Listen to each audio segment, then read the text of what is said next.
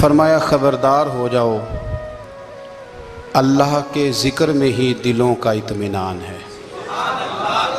اللہ کے ذکر میں دلوں کا چین ہے۔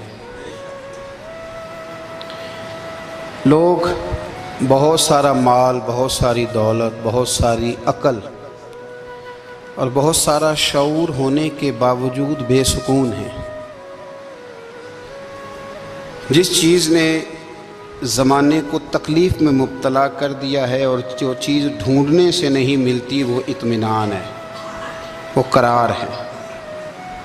لوگ بھیک مانگتے ہیں، منت کرتے ہیں، دہائی دیتے ہیں کہ کہیں سے سکون کی دولت مل جائے، لیکن وہ میسر نہیں آ رہی۔ بڑے بڑے لوگ ہیں، اور میں عرض کر چکا ہوں کہ مالدار بھی ہیں اور عقل مند بھی ہیں، باشعور ہیں، پڑھے لکھے ہیں، پر قلبی سکون، راحت، اطمینان، چین انہیں میسر نہیں آ رہا۔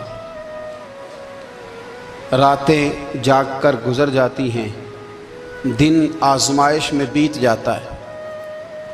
وہ کبھی اس کے لیے ٹھنڈے علاقوں کا سفر کرتے ہیں، کبھی دوستوں کی مجلسوں میں جا کر کے بیٹھتے ہیں، کبھی گھر سے دور اکیلے میں تنہائی میں وقت گزارنے کی کوشش کرتے ہیں، لیکن دولت سکون ناپید ہوتی ہے، میسر نہیں آتی۔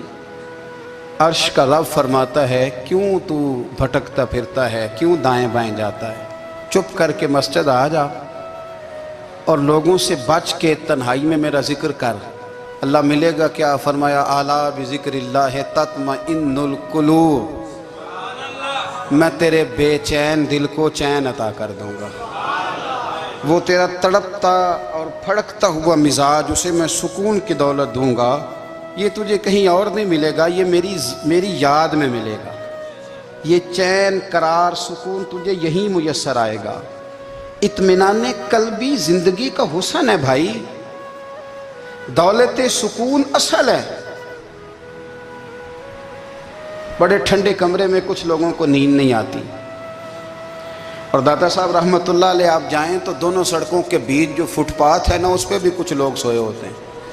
ادھر سے بھی گاڑیاں گزرتی ہیں، ادھر سے بھی گاڑیاں گزرتی ہیں، لیکن بس نیند ہے نا، اللہ کا فضل ہے، اس نے دے دی ہے، آنے والوں کو آ گئی ہے۔ اطمینان قلبی، میرا معاشرہ بے سکون ہے، بے قرار ہے۔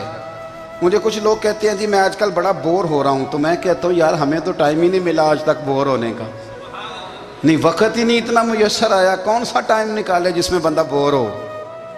وہ تو ہے کہ انسان کچھ فارغ ہو، کہیں اس کے پاس گنجائش ہو تو بور بھی ہو لے۔ کیسے بور ہو لیتے ہو؟ یہ کیا ہوتا ہے بور ہونا؟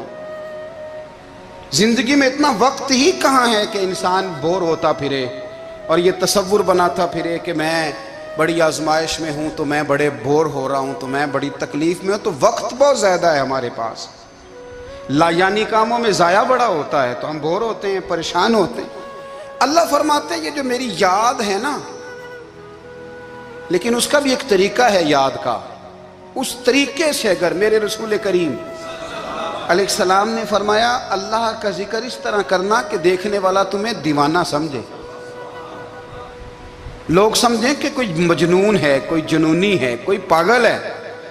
یہاں اللہ تعالیٰ معاف کرے، آپ ذکر کی مجلس چھیڑیں، آپ نعت شریف کی مجلس چھیڑیں تو بہت سارے لوگ پروفیسر بن جاتے ہیں، وہ ساری نہیں ہلاتے، ان کی زبان ہی حرکت میں نہیں آتی۔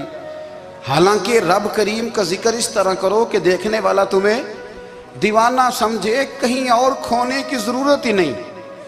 میرے حبیب گویا ہمیں فرماتے ہیں تو رب کے ذکر میں اس طرح کھو جا کہ تجھے دنیا کا خیال ہی نہ رہے، تجھے پھر دنیا کی ہوش نہ رہے۔ لیکن اگر نماز میں بھی خیال غیر آئے، ذکر میں بھی توجہ کہیں اور ہو، زندگی میں وہ عجیب لمحہ تھا، وہ میرے ساتھ تھا اور میں تنہا تھا۔